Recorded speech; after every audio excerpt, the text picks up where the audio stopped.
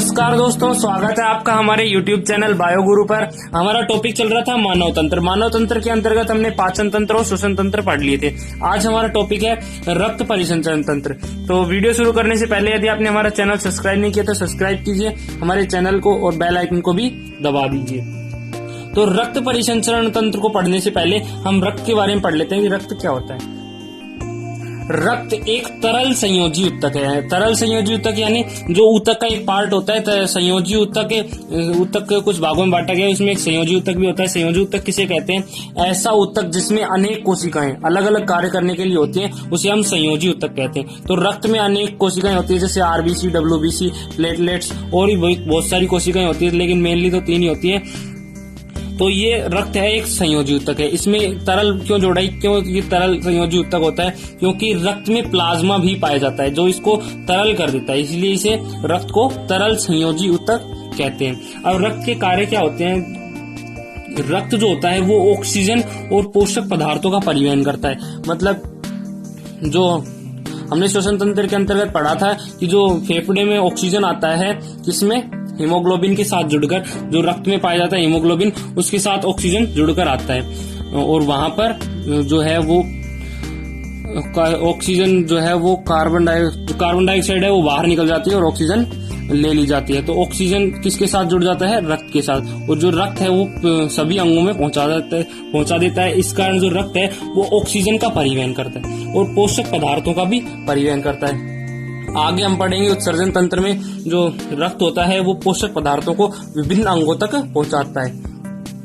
तो रक्त क्या करता है? ऑक्सीजन और पोषक पदार्थों का परिवहन करता है और इसके साथ ही उपापचयी अपशिष्ट पदार्थ और जो CO2 का निष्कासन भी यही करता है। अभी हमने पढ़ा था कि जो CO2 जो जब उसे O2 को कार्बोक्सिलीकरण कर देते हैं और CO2 जो है वो हीमोग्लोबिन के साथ जुड़ जाता है, तो हीमोग्लोबिन जो CO2 युक्त जो रक्त है वो कहाँ पहुंच जाता है? फेफड़ों में। और वहां फेफड़ों में CO2 अलग हो जाती है और O2 जुड़ जाती है। तो CO2 के निष्कासन में कौन मदद करता है? रक्त मदद करता है। और इसी प्रकार जो उपापचयी अपशिष्ट पदार्थ होते हैं, यानी जो अपचयित भोजन होते हैं, अपचित भोजन होते हैं, उनका निष्कासन में मदद कौन करता है? रक्त उन्हें किडनी तक पहुंचाता है और किडनी उसे फिल्टर करके बाहर त्याग देती है। तो रक्त के ये 2 कार्य हो गए, ऑक्सीजन पोषक पदार्थों का परिवहन और उपापचयी अपशिष्ट पदार्थों और CO2 का निष्कासन। अब हम बात करते हैं रक्त के घटक, यानी रक्त किन किन पदार्थों से मिलकर बना होता है। रक्त में एक तरल भाग पाया जाता है जिसे क्या कहते हैं? प्लाज्मा कहते हैं। प्लाज्मा जो है वो रक्त का तरल भाग होता है और रक्त में तरल के अलावा कुछ कणिकाएं भी पाई जाती हैं। वो कणिकाएं कौन कौन सी होती हैं? कणिकाएं 3 प्रकार की होती हैं, आरबीसी, डब्ल्यूबीसी और प्लेटलेट्स। आरबीसी मतलब रेड ब्लड सेल्स या फिर लाल रक्त कणिकाएं, डब्ल्यूबीसी व्हाइट ब्लड सेल्स यानी श्वेत रुधिर कणिकाएं। अब ये 3 वो हो गई, आरबीसी मतलब लाल रक्त कणिकाएं और डब्ल्यूबीसी श्वेत रुधिर कणिकाएं। अब जो ये रक्त में प्लाज्मा पाया जाता है ये 55% पाया जाता है। टोटल रक्त का 55% तरल होता है या फिर प्लाज्मा। जो पूरा रक्त होता है उसमें 55% प्लाज्मा पाया जाता है और जो बाकी के 45% है इसमें कणिकाएं पाई जाती हैं। कणिकाएं कौन कौन सी होती हैं? आरबीसी, डब्ल्यूबीसी और प्लेटलेट्स। रक्त से रिलेटेड कुछ बातें देख लेते हैं, ये आपको याद रखनी है। इसमें जो पहली बात है कि जो रक्त का pH होता है वो 7.4 होता है, यानी रक्त का पावर ऑफ हाइड्रोजन, रक्त में हाइड्रोजन जो है वो 7.4 पाए जाते हैं, यानी pH 7.4 होता है। जो रक्त होता है वो क्षारीय माध्यम होता है। 7.4 है तो इसका मतलब रक्त जो है वो क्षारीय माध्यम होता है, क्योंकि 7 से ऊपर पहुंचते ही जो pH का मान अगर 7 से ऊपर पहुंच जाए तो वो क्षारीय हो जाता है और 7 से नीचे पहुंच जाए तो वो अम्लीय हो जाता है। तो इसमें 7 से ऊपर है, 7.4 क्षारीय है, ये दुर्बल क्षार है। तो इसमें जो अगली बात है, मनुष्य में रक्त लगभग 6 लीटर से 7 लीटर पाया जाता है। रक्त का निर्माण कहाँ होता है? प्लीहा में। ये छोटे बच्चों में जो रक्त का निर्माण होता है वो प्लीहा में होता है। क्यों होता है? क्योंकि उनमें जो हड्डियां हैं वो अधिक विकसित नहीं होती हैं। तो उनमें जो है वो हड्डी लचीली पाई जाती है। तो उनमें जो रुधिर का निर्माण सही ढंग से नहीं होता है। तो उनमें रुधिर का निर्माण किस में होता है? प्लीहा में होता है। इसलिए रुधिर जो प्लीहा है उसे हम रुधिर बैंक भी कहते हैं। जबकि जो वयस्क होते हैं उनमें हड्डियां विकसित होती हैं, इस कारण उनमें जो रक्त का निर्माण होता है वो लाल अस्थि मज्जा में, जो हड्डी के बीच में जो गैप पाया जाता है उसमें वयस्कों में वहां पर रक्त का निर्माण होता है। कहाँ? लाल अस्थि मज्जा में। और इनमें जो कणिकाएं हैं इनके कुछ निश्चित जीवन काल होता है। उस निश्चित जीवन काल के बाद ये कणिकाएं जो है वो नष्ट होने लग जाती हैं, और नष्ट कहाँ होती हैं? प्लीहा में होती हैं। इसलिए प्लीहा को रुधिर बैंक के साथ साथ इसे क्या कहते हैं? रुधिर का शमशान घाट भी कहते हैं, क्योंकि जो कणिकाएं होती हैं वो प्लीहा में ही नष्ट होती हैं। तो ये इम्पोर्टेंट बात थी, आपको याद रखनी है 4 बात, कि जो रक्त का पीएच होता है वो 7.4 होता है। मनुष्य में रक्त कितना पाया जाता है? 6 लीटर से 7 लीटर। जो छोटे बच्चे होते हैं उनमें रक्त का निर्माण कहाँ होता है? प्लीहा में होता है, इसलिए उसे रुधिर बैंक भी कहते हैं। जबकि वयस्कों में जो रक्त का निर्माण कहाँ होता है? लाल अस्थि मज्जा में, जो हड्डियों के बीच में जो गैप पाया जाता है उसे लाल अस्थि मज्जा कहते हैं। वहां पर वयस्कों में रुधिर का निर्माण होता है। अब हम वापस से इसके बारे में रख के अटक के जो प्लाज्मा है इन्हें थोड़े विस्तार से जान लेते हैं। पहला है तरल या प्लाज्मा। जो प्लाज्मा होता है वो 55% पाया जाता है, पूरे रक्त में 55% तरल या प्लाज्मा पाया जाता है। पहला है तरल भाग, या फिर इसे हम प्लाज्मा भी कहते हैं। प्लाज्मा तरल भाग है, क्योंकि जो प्लाज्मा होता है ये इसमें 92% जल पाया जाता है। तो अभी इसमें लाइन से देख लेते हैं। जो प्लाज्मा होता है वो रुधिर का 55% भाग बनाता है, यानी जो रुधिर का आधे से ज्यादा भाग कौन सा होता है? प्लाज्मा होता है। अब इस प्लाज्मा में प्लाज्मा का संगठन किस प्रकार होता है? प्लाज्मा में 92% जल पाया जाता है, 8% ऑर्गेनिक और इनऑर्गेनिक कंपाउंड पाए जाते हैं, यानी कार्बनिक और अकार्बनिक यौगिक पाए जाते हैं या फिर पदार्थ पाए जाते हैं।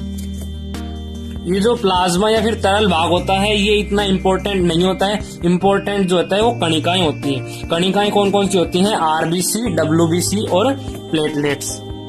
अब हम इन्हें विस्तार से जानेंगे, आरबीसी को, डब्ल्यूबीसी को और प्लेटलेट्स को। पहला है आरबीसी। जो कुल कणिकाएं होती हैं उसमें 99% भाग कौन सा होता है? आरबीसी होता है। अब इस आरबीसी में हीमोग्लोबिन नामक प्रोटीन पाया जाता है। हीमोग्लोबिन का जो मुख्य स्रोत होता है वो कौन सा होता है? मुख्य स्रोत या फिर मुख्य घटक फेरस, या फिर हम इसे कहें आयरन या फिर लोहा। इसमें जो प्रमुख घटक होता है वो कौन सा होता है? फेरस होता है। आरबीसी का जीवन काल 120 दिन होता है। आरबीसी में जो हीमोग्लोबिन प्रोटीन पाया जाता है ये क्या करता है? ऑक्सीजन, जो ऑक्सीजन आती है उसको ग्रहण करता है, यानी एचबी प्रोटीन के साथ ऑक्सीजन जुड़ जाता है और कार्बन डाइऑक्साइड भी जुड़ जाते हैं। इसी के कारण जो रक्त है वो कार्बन डाइऑक्साइड और जो ऑक्सीजन है उसका परिवहन करता है। इसका जीवन काल 120 दिन होता है, यानी जो आरबीसी होती है वो 4 महीने बाद स्वतः नष्ट हो जाती है, और स्वतः नष्ट हो जाने के बाद ये कहाँ चली जाती है? प्लीहा में नष्ट हो जाती है, और जो लाल अस्थि मज्जा होती है वहां से निर्मित हो जाती है। तो आरबीसी का निर्माण कहाँ पर होता है? लाल अस्थि मज्जा। सेकंड है आरबीसी। जो कणिकाएं हैं उनमें सेकंड है आरबीसी, व्हाइट ब्लड सेल्स या श्वेत रुधिर कणिकाएं, या फिर इन्हें ल्यूकोसाइट भी कहते हैं। ये आरबीसी क्या करती हैं? प्रतिरक्षा प्रदान करती है, यानी रोगों से जो कीटाणु जो आए हैं भोजन के साथ या फिर श्वास के साथ, उसमें जो आरबीसी होती है उसको, आरबीसी जो होती है वो कीटाणु या जो बैक्टीरिया होते हैं उनसे लड़ने का कार्य करती हैं। इसलिए जो आरबीसी होती है उसे सैनिक कोशिका भी कहते हैं, क्योंकि ये लड़ने का कार्य करती हैं और शरीर को प्रतिरक्षा प्रदान करती हैं। इनका निर्माण कहाँ होता है? लाल अस्थि मज्जा में होता है। जहां पर आरबीसी का निर्माण होता है वहीं डब्ल्यूबीसी का भी निर्माण होता है। आरबीसी में हीमोग्लोबिन प्रोटीन पाया जा रहा था, डब्ल्यूबीसी में हीमोग्लोबिन प्रोटीन नहीं पाया जाता है। इसके कारण इनका रंग जो है वो श्वेत होता है। आरबीसी जो कोशिकाएं होती हैं वो 2 प्रकार की कोशिकाएं होती हैं, 2 प्रकार की कोशिकाओं से मिलकर बनी होती हैं, कणिकाणु और अकणिकाणु।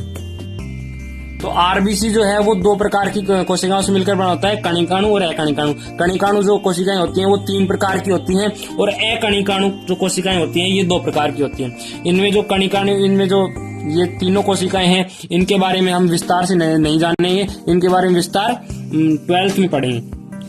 यहाँ पर सिर्फ नाम पढ़ेंगे। जो कणिकाणु होते हैं इनमें सबसे ज्यादा कौन से पाए जाते हैं? न्यूट्रोफिल्स पाए जाते हैं सबसे ज्यादा, या फिर सर्वाधिक कौन से पाए जाते हैं? न्यूट्रोफिल्स पाए जाते हैं। अब जो अकणिकाणु कोशिकाएं होती हैं ये दो प्रकार की होती है, लिम्फोसाइट और मोनोसाइट। इनमें जो लिम्फोसाइट है इसे क्या कहते हैं? प्राकृतिक मारक कोशिकाएं। प्राकृतिक मारक कोशिकाएं। तो प्राकृतिक मारक कोशिकाएं, अगर प्रश्न आ गया प्राकृतिक मारक कोशिकाएं किसे कहते हैं, तो उसका आंसर होगा जो WBC की लिम्फोसाइट कोशिकाएं होती हैं उन्हें प्राकृतिक मारक कोशिकाएं कहते हैं। अब ये जो मोनोसाइट होती हैं इन्हें महाभक्षक कोशिका कहा जाता है। महाभक्षक कोशिका कहा जाता है। तो ये तीन बात आपको याद रखनी है कि जो लिम्फोसाइट होती है, लिम्फोसाइट B और T होता है, इन्हें क्या कहते हैं? प्राकृतिक मारक कोशिकाएं कहते हैं। और जो मोनोसाइट होती हैं उन्हें महाभक्षक कोशिकाएं कहते हैं। जो कणिकाणु हैं उनमें सबसे अधिक कौन सा पाया जाता है? न्यूट्रोफिल्स पाया जाता है। न्यूट्रोफिल्स सर्वाधिक पाए जाते हैं WBC में। ये हमारा जो रक्त का कणिकाणु, जो कणिकाएं पार्ट हैं उनका RBC और WBC कंप्लीट हो गया। अगला है प्लेटलेट्स। प्लेटलेट्स को हम क्या कहते हैं? थ्रोम्बोसाइट्स भी कहते हैं। ये क्या करता है? रुधिर का थक्का बनाता है। मतलब अगर कहीं चोट आ गई और जो रुधिर है वो बह रहा है तो जो प्लेटलेट्स हैं वो रक्त का थक्का बना देती हैं और जो रक्त है उसे बहने नहीं देती हैं। यहाँ पर हमारा रक्त के जो घटक हैं या फिर रक्त किन रासायनिक संगठनों से बना होता है ये कंप्लीट होते हैं। अगला टॉपिक है रक्त के कार्य, कि रक्त जो है वो मानव में क्या क्या कार्य करता है। तो जो रक्त के कार्य है उसमें जो O2 और CO2 का विनिमय, पोषक तत्वों का विनिमय और जो उत्सर्जी पदार्थों का बाहर निकाले, अभी हमने पढ़ लिए थे शुरू में। अब हम पढ़ेंगे pH नियंत्रण किस प्रकार करता है। जो अभी हमने पढ़ा था कि जो रक्त होता है उसका pH कितना होता है? 7.4। यानी जब शरीर जो है वो अम्लीय माध्यम में होने लगेगा तो रक्त जो है यानी क्षारीय माध्यम है वो आपस में मिल जाएंगे और उसे उदासीन कर देगा। तो जो रक्त है वो शरीर का pH नियंत्रित रखता है।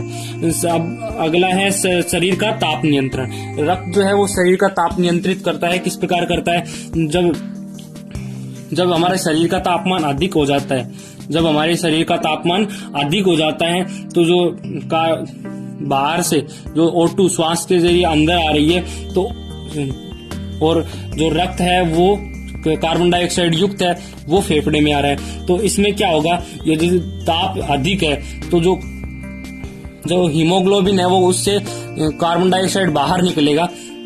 हीमोग्लोबिन से कार्बन डाइऑक्साइड बाहर निकलेगा तो उसके साथ ही ऊष्मा भी निकलेगी और जो हीमोग्लोबिन है उसके साथ O2 अटैच हो जाएगा और CO2 और जो ऊष्मा है वो बाहर निकल जाएगी। तो CO2 और ऊष्मा के द्वारा जब बाहर निकल जाएगी तो शरीर में जो तापमान है वो कम हो जाएगा और इस प्रकार जो रक्त है वो शरीर का ताप नियंत्रित रखता है। अगला है हार्मोनों का परिवहन।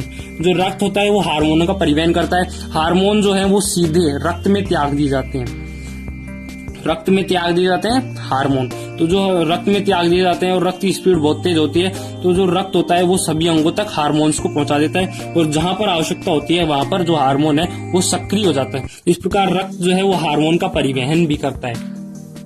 और जो बाकी के कार्य हैं ये हमने अभी समझ लिए थे शुरू में। अब हम बात करें रक्त की स्पीड की, तो जो रक्त होता है वो 1 सेकंड में 1 मीटर से 2 मीटर तक पहुंच जाता है। तो इसी के हिसाब से यदि 1 मिनट में लगाएं तो इसमें रक्त की स्पीड कितनी होगी? 1 मिनट में 60 से 120 मीटर। अगला टॉपिक है रक्त के प्रकार। रक्त के प्रकार कितने होते हैं? रक्त 4 प्रकार का होता है, A, B, AB और O। इसमें जो AB समूह होता है, रक्त समूह होता है, ये सर्वग्राही होता है। मतलब कोई सा भी ग्रुप हो उसका रक्त ग्रहण कर सकता है। अगर हम इसे प्रदान करें A का या B का या फिर O का तो ये सबका ग्रहण कर सकता है। और जो O होता है, O रक्त समूह होता है, ये सर्वदाता होता है। मतलब O का जो रक्त है वो A को भी दिया जा सकता है, B को भी दिया जा सकता है और AB को भी दिया जा सकता है। अब अगर इस टेबल के माध्यम से देखें तो जो ग्रुप है वो A, B, AB और O। इसमें प्रतिजन और प्रतिरक्षी पाई जाती हैं। रक्त में प्रतिजन और प्रतिरक्षी एंटीजन या फिर एंटीबॉडी पाई जाती हैं। अब जो ग्रुप A है इसमें प्रतिजन A पाया जाएगा। प्रतिजन और प्रतिरक्षी कितने कितने प्रकार के होते हैं? दो दो प्रकार के होते हैं। प्रतिजन ए और बी होता है 2 प्रकार का, और प्रतिरक्षी भी ए और बी होता है। इसमें जो प्रतिजन होता है उसे हम कैपिटल लेटर से दर्शाते हैं, जबकि प्रतिरक्षी होता है उसे हम स्मॉल लेटर से दर्शाते हैं, ए और बी। अब इसमें जो प्रतिजन है वो 2 प्रकार का और प्रतिरक्षी भी 2 प्रकार का। अब जो ग्रुप ए है इसमें प्रतिजन ए पाया जाता है और प्रतिरक्षी क्या पाया जाता है? बी पाया जाता है। और जो ग्रुप बी है उसमें प्रतिजन बी पाया जाता है, प्रतिरक्षी ए पाया जाता है। जो ग्रुप ए बी है इसमें प्रतिजन दोनों पाए जाते हैं, ए और बी, इसलिए इसे ए बी लिख। तो इसमें प्रतिजन के हिसाब से ग्रुप के नाम होते हैं। इसमें ए प्रतिजन पाया जाता है तो इसका नाम क्या हो गया? ए ग्रुप। इसमें बी प्रतिजन पाया जाता है तो इस ग्रुप का नाम क्या हो गया? बी। इसमें प्रतिजन ए और बी दोनों पाए जाते हैं तो इसमें ग्रुप का नाम क्या हो गया? A B. और इसमें प्रतिजन ओ जो ग्रुप होता है उसमें प्रतिजन नहीं पाए जाते, यानी शून्य पाए जाते हैं, या फिर ओ, इसे ओ समूह कहते हैं। इसमें प्रतिजन नहीं पाई जाती, जबकि प्रतिरक्षी इसमें दोनों पाई जाती हैं, ए और बी दोनों। इस कारण जो ए बी दोनों प्रतिरक्षी पाई जाती हैं, इसके कारण ये जो ए प्रतिरक्षी है उसको भी प्रदान कर सकता है, बी प्रतिरक्षी है उसको भी प्रदान कर सकता है, और जिसमें कोई प्रतिरक्षी नहीं है उसको भी प्रदान कर सकता है। इस कारण ये सर्वदाता समूह होता है, और इसमें दोनों प्रतिजन पाए जाने के कारण, यानी दोनों का ग्रहण कर सकता है, इसके कारण इसे सर्वदाता कहते हैं, सर्वग्राही। तो सर्वग्राही आपको याद रखना है, सर्वग्राही ए बी है और सर्वदाता ओ ग्रुप है। अब ये तो हो गए रक्त के प्रकार की, जो रक्त समूह होते हैं वो 4 प्रकार के होते हैं। अब इनमें भी कुछ लोगों के तो पॉजिटिव यानी ए पॉजिटिव या फिर बी पॉजिटिव या फिर ए नेगेटिव या बी नेगेटिव होते हैं। ये किस कारण होते हैं? तो जो रक्त होता है उसमें एक कारक और पाया जाता है, RH कारक। इसकी खोज मकाका रिसर्च ने बंदर में की थी। अगर किसी व्यक्ति के रक्त में RH पाया जाएगा तो उसे हम क्या कहते हैं? RH पॉजिटिव, यानी उसका ग्रुप तो ए है, उसमें प्रतिजन, उसके रक्त में प्रतिजन ए है और उसमें RH कारक भी है, तो उसे क्या कहेंगे? ए पॉजिटिव कहेंगे। ए पॉजिटिव जो पॉजिटिव होते हैं, RH कारक 80% लोगों में पाए जाते हैं, क्योंकि 20% लोग ऐसे होते हैं जिनमें RH कारक नहीं पाए जाते हैं। तो जिसमें RH कारक नहीं पाया जाएगा उसे हम क्या कहेंगे? RH negative. जैसे कोई व्यक्ति है जिसमें बी प्रतिजन, उसके रक्त में बी प्रतिजन पाया जाए और उसमें RH कारक नहीं हो तो उसका ग्रुप क्या होगा? B minus. ऐसा किसमें होता है? 20% लोगों में। तो RH कारक की खोज किसमें की गई थी? मकाका रिसस नामक बंदर में की गई थी। यहाँ पर हमारा रक्त का टॉपिक कंप्लीट होता है। आगे हम रक्त परिसंचरण तंत्र के बारे में पढ़ेंगे कि मानव में रक्त परिसंचरण तंत्र किस प्रकार कार्य करता है। मानव में जो रक्त परिसंचरण तंत्र पाया जाता है उसकी 2 विशेषताएं होती हैं। पहली विशेषता है कि वो जो रक्त परिसंचरण तंत्र होता है वो दोहरा परिसंचरण तंत्र होता है। इसके बारे में आगे पढ़ेंगे। अभी शॉर्ट में डिस्कस कर लेते हैं कि जो हृदय जो रक्त होता है उसको पूरे शरीर में एक चक्कर पूरा करने के लिए हृदय में से 2 बार गुजरना पड़ता है। जैसे ये हृदय है, अब यहाँ से अशुद्ध रक्त आया, अशुद्ध रक्त यहाँ पर आया, यहाँ पर आने के बाद फेफड़ों में, ये हम आगे विस्तार से जानेंगे, फिर यहाँ से होता हुआ फिर वापस से। इस प्रकार जो हृदय होता है, जो रक्त होता है, उसको पूरे शरीर में चक्कर लगाने के लिए हृदय में से 2 बार गुजरना पड़ता है। इसलिए जो मानव का रक्त परिसंचरण तंत्र को हम क्या कहते हैं? दोहरा रक्त परिसंचरण तंत्र कहते हैं। और जो रक्त परिसंचरण तंत्र होता है इसकी अगली विशेषता है कि ये बंद परिसंचरण तंत्र होता है, यानी जो रक्त होता है वो मानव में किस प्रकार बहता है? वाहिकाओं द्वारा बहता है। वाहिकाओं द्वारा होता है। वाहिकाएं कौन कौन सी होती हैं? धमनी, शिराएं और केशिकाएं। धमनी जिनमें रक्त शुद्ध रक्त बहता हो, शिराएं जिनमें अशुद्ध रक्त बहता हो, और केशिकाएं जो धमनी और शिराओं को जोड़ती हो उन्हें क्या कहते हैं? केशिकाएं कहते हैं। तो जो रक्त होता है वो धमनी, शिराओं और केशिकाओं में बहता है। इसीलिए जो मानव का रक्त परिसंचरण तंत्र है उसे बंद परिसंचरण तंत्र कहते हैं। अब हम बात करें कि जो मानव में रक्त परिसंचरण तंत्र होता है वो किससे मिलकर बना होता है? रक्त परिसंचरण तंत्र मानव में हृदय, धमनी, शिरा, केशिकाएं और रक्त द्वारा मिलकर बना होता है। जिसमें से हमने रक्त कंप्लीट कर लिया है, रक्त का टॉपिक पढ़ लिया है। अब हम पढ़ेंगे हृदय के बारे में। हृदय को हम डायग्राम के रूप में समझेंगे। जो हृदय होता है वो मुट्ठी के आकार का, मुट्ठी के आकार की एक पेशी होती है जिसमें लयबद्ध संकुचन और विकुंचन या अनुशीतलन होता रहता है, जिसके द्वारा जो रक्त है वो विभिन्न भागों तक पहुंचाता है। तो जो रक्त जो हृदय होता है वो मानव शरीर का एक पंपिंग स्टेशन भी कहलाता है। हृदय हृदयावरण द्वारा घिरा होता है। हृदयावरण द्वारा घिरा होता है, इस शेप होता है। हृदयावरण कहाँ पाया जाता है? जो छाती होती है, चेस्ट होती है, उसके लेफ्ट साइड में हृदय पाया जाता है। हृदय जो है वो 4 कोष्ठकों में विभक्त होता है, जिसमें 2 आलिंद और 2 निलय होते हैं। ऊपर वाले आलिंद होते हैं, नीचे वाले निलय होते हैं। इस प्रकार जो हृदय होता है उसमें 4 कोष्ठक होते हैं, जिसमें से जो दायां भाग होता है, ये जो बायां भाग होता है इसमें शुद्ध रुधिर होता है, और जो दायां भाग होता है इसमें अशुद्ध रुधिर होता है। ऊपर वाले जो कोष्ठक होते हैं इन्हें आलिंद कहते हैं और नीचे वाले को निलय कहते हैं। तो सबसे पहले क्या होता है कि जो विभिन्न जब शरीर होता है उसके विभिन्न भागों से जो अशुद्ध रुधिर है यानी कार्बन डाइऑक्साइड युक्त जो रुधिर है वो कहाँ से महाशिरा से प्रवेश करता हुआ दाएं निलय में पहुंचता है। ये जो अभी हमने बात की थी, जो हृदय होता है वो लयबद्ध संकुचन करता है। लयबद्ध संकुचन किस प्रकार करता है? जैसे ये ऊपर वाले आलिंद हो गए और ये नीचे वाला निलय हो गया। तो इसमें हृदय में पंप कैसे होगा? पहले निलय ऊपर होंगे और आलिंद नीचे होगा। आलिंद ऊपर होंगे और निलय नीचे होंगे। तो इनमें इस प्रकार से लयबद्ध संकुचन होता है और इसके द्वारा जो रक्त है वो विभिन्न भागों तक पहुंचता है। तो जो विभिन्न भागों से CO2 युक्त रुधिर दाएं निलय में पहुंच गया। अब दाएं निलय में जब विकुंचन होगा यानी दाएं निलय में संकुचन होगा तो इसके जो आलिंद निलय कपाट होते हैं, यहाँ पर आलिंद निलय कपाट होते हैं, ये खुल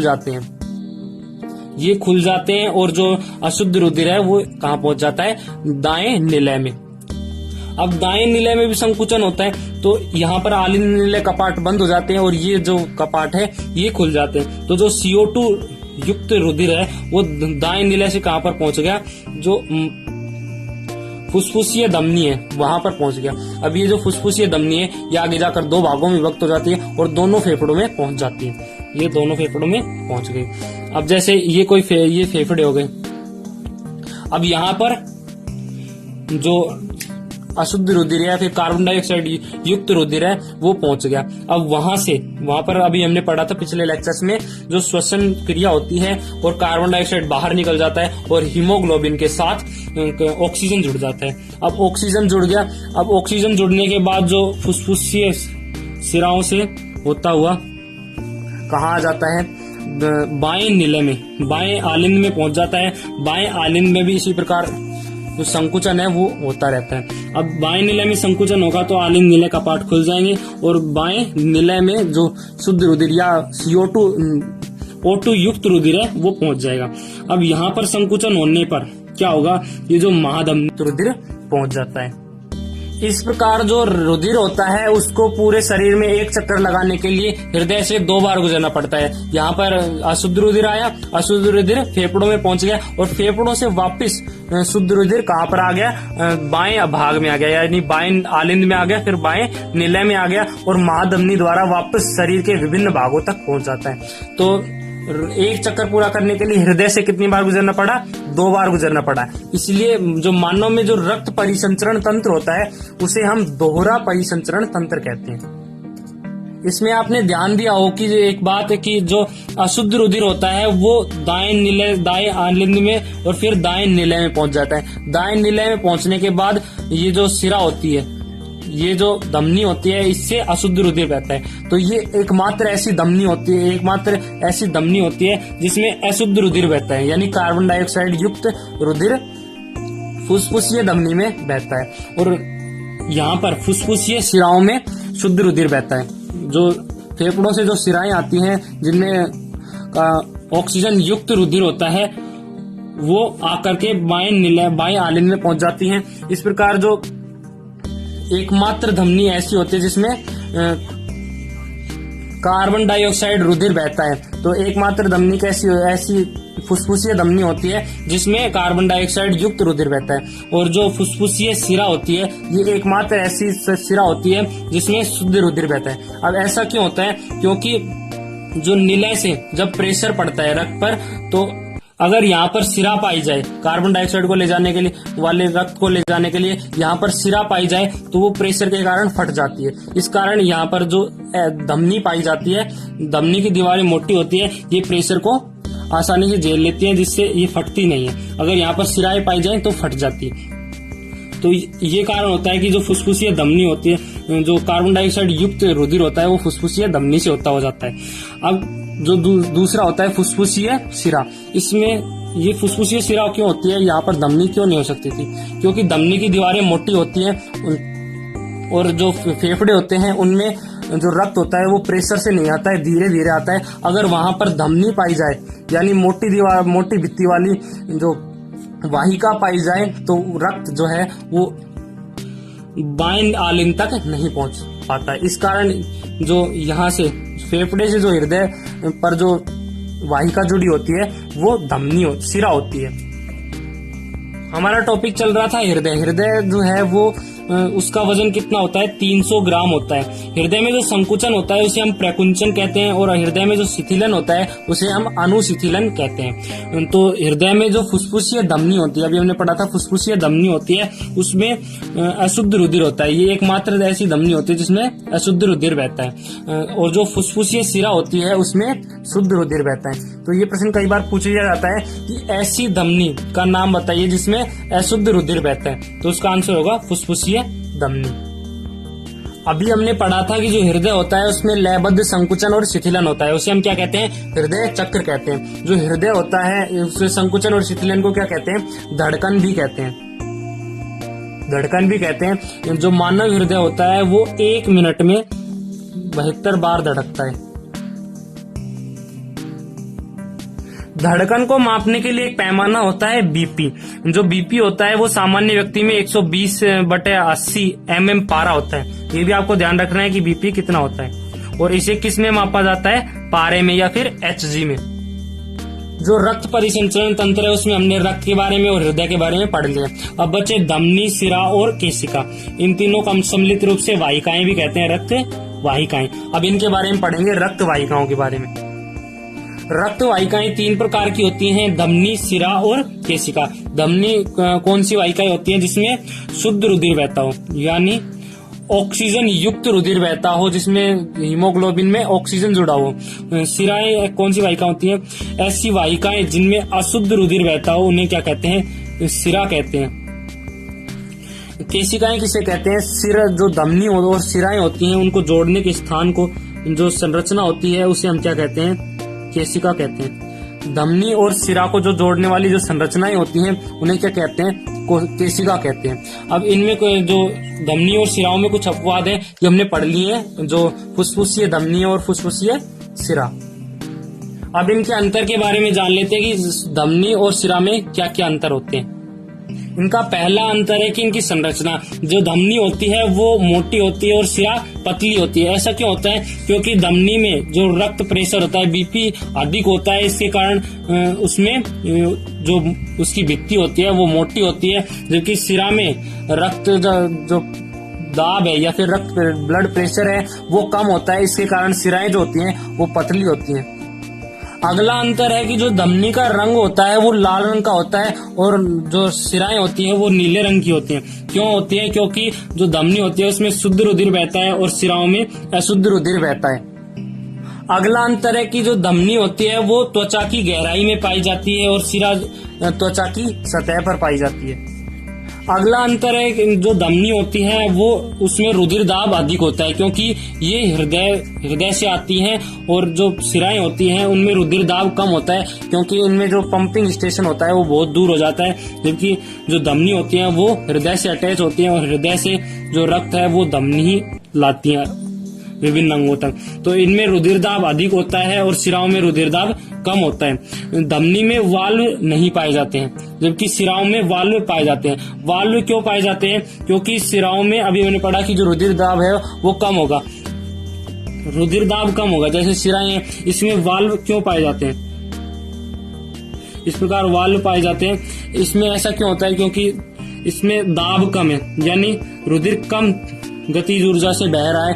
अगर इसमें वाल्व नहीं पाए जाएंगे तो ये रुधिर है वो वापस दूसरी साइड भी जा सकता है। इसमें वाल्व जो है वो रुधिर को विपरीत दिशा में गति के लिए रोकते हैं। जैसे इधर गति हो रही है तो ये जो वाल्व होते हैं वो बंद हो जाते हैं। इस कारण जो रुधिर दाब कम होने के कारण सिराओं में वाल्व उपस्थित होते हैं और धमनी में वाल्व अनुपस्थित होते हैं।